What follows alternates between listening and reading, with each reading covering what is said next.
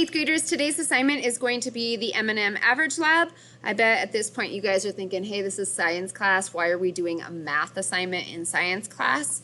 But the reason being is as we go through this thermal energy unit, you guys will see that you're going to be asked to calculate temperature a lot. Okay, and what we learn is that temperature is the average kinetic energy of all the molecules in an object. So what you guys will see is I might give you guys a little block that has a bunch of circles in it, and the circles are going to represent the different molecules of that object, and each of the circle is going to have a number that tells us the kinetic energy of that molecule. And in order to find the temperature, you guys will have to find the average by adding those molecules' kinetic energy up and dividing by however many molecules you have. So a lot of you guys might be really good at calculating averages, and this is going to be really easy. Some of you guys maybe need some practice with it, so that's the intent of this assignment. Either way, it's fairly easy. So your learning target, I can calculate the average of a set of data. Okay? Obviously, because you are watching this video, you are absent, so you guys will not be completing the exact same part of this that the kids in class will be doing. So unfortunately, you guys are going to get digital M&Ms. Okay, so if you're in class, you guys are completing slides 3 through 15, so you guys will not complete slides 3 through 15 at home. Okay, if you guys are absent, which applies to you guys at home, you guys are completing slide 3, 16 through 28. So your bell ringer is on slide 3. You do need to complete that. So go ahead, take a second, pause this video, and I want you guys to follow the instructions right here to calculate an average, and then when you come back to this video, we'll take a look at the answer. Okay, so pause and complete your bell ringer on slide 3. All right, so you guys should have completed and calculated your average and plugged it into this right here. So I'm going to go ahead and do this on my phone because you guys will be able to see it a little bit better, but there's also an online calculator that you guys can open up and do your calculation through right here. So the first thing it says, add up all the trials. So I'm going to add up these 5 numbers right here. So 9.1 plus 4.3 plus 7.6 plus 4.4 plus 8.9. Okay, so if you guys see right there, my total is 34.3. This is where a lot of kids will leave it and say, hey, my average is 34.3, but I'm going to give you guys a really easy way to check to see if you're correct.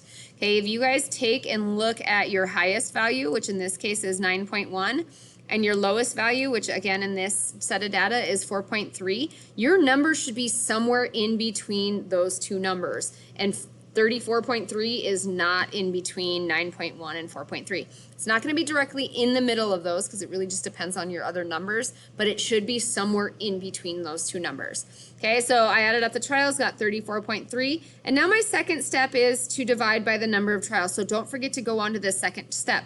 In this fake science experiment that I made up data for, we did the same experiment 5 times and saw what our data was. And now we're going to find the average of it. So we did 5 trials. So what I'm going to do is I'm going to take 34.3 and I'm going to divide it by 5. Okay, I come up with 6.86. Okay, so my average should be 6.86. We can round to 1 decimal for all these questions, so 6.9. Okay, that number is in between 4.3 and 9.1. So that means that our average has to be pretty close to being correct. Okay, notice that it's not directly in between those two as well. So your average is 6.9.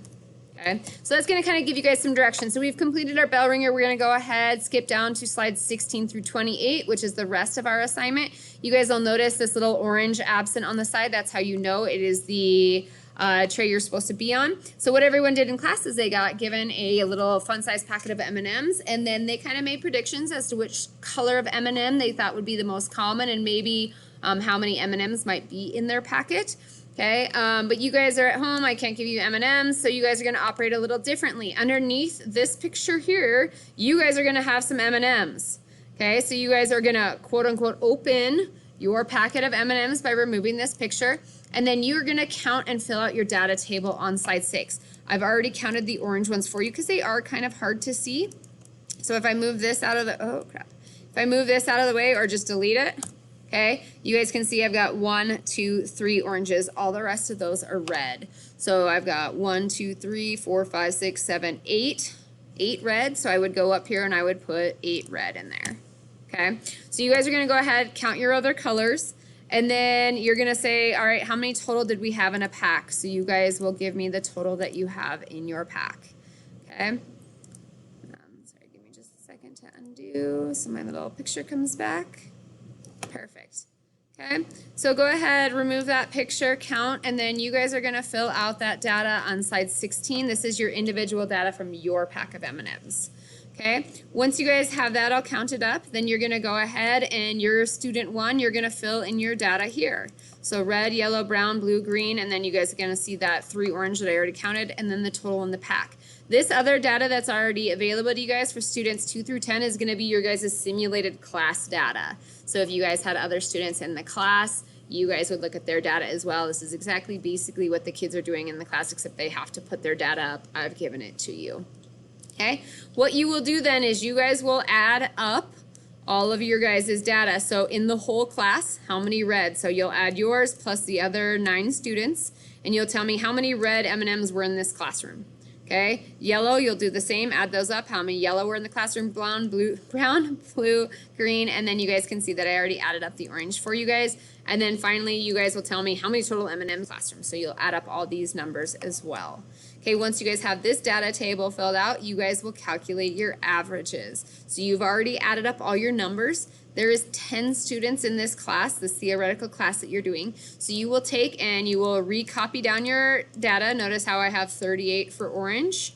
Okay, here's my 38 on my total here. So I'm going to take the totals from this column right here. And to make life a little bit easier, we're going to plug them into this orange column as well. So there's that same 38. Okay, then you're going to take each of those numbers for a total of red in the classroom, and you're going to divide that by 10 because there was 10 students that contributed to this data. So you would take, in the case of orange, the 38 total orange in the classroom, divide that by 10. That means that on average, we would expect to see 3.8 orange M&Ms in a packet. Okay, so obviously you guys, I mean, you could see fragments of M&Ms, but you know, around that, that's about 4. So you would expect every time you open your M&M packet or a new M&M packet that maybe there will be about 4 orange M&Ms in there. Okay, so you guys will do that. You guys will take each of these. So red in the classroom, divide that by 10. Tell me how many average red M&Ms you think are in one packet. Okay, yellow, brown, blue, green, and then orange is already done for you. And then total, what's the average of what you would expect to see in a pack? Okay, then you guys are going to answer these questions. On average, how many M&Ms come in a fun-size pack? So look back at your chart. Tell me right here, on average, how many total come in a pack? Okay, on average, which color is most abundant? So again, look back at your averages right here. Which one do you see the highest number for? That means it's the most abundant. We would technically think we would see more of that color in a pack of M&Ms versus the other colors. Okay, and then do you think you have enough evidence? So based on the data you guys looked at on slides 18 and 19, do you think that you have enough evidence to be able to predict that what your future packs of M&Ms will look like? So if you guys think there's 3.8 orange M&Ms in a pack on average, does that mean that the next time you guys open a pack, you can predict and say, I think there's going to be about 3 to 4 orange M&Ms. So do you think that you can predict your future packs of M&Ms based on the evidence you see here? And then why or why not? So make sure you explain why. Okay, once you guys are done with that, you guys have just some general questions to answer. If you guys are stuck trying to figure out your averages, you guys can watch this video. These are just the first 2 of these slides are just examples for you guys to work through. So remember, for each of these, you guys are going to add up the trials. In this case, 72 plus 59 plus 66 is equal to 197. I did 3 trials, so I would take 197 divided by 3. So you guys can go ahead and do that and fill out the average there. Okay, again, if you get hooked up or whatever, you can watch that video. Okay, this one, add up your 4 voltages. And then you guys had 4 trials where you measured voltage, so you would divide by 4. So here's your guys' added up trial. So take that, divide it by 4, and then that's your average right here. And then you're moving on to your problems. So you do need to make sure you have averages filled out for those 2 examples on slides 21 and 22.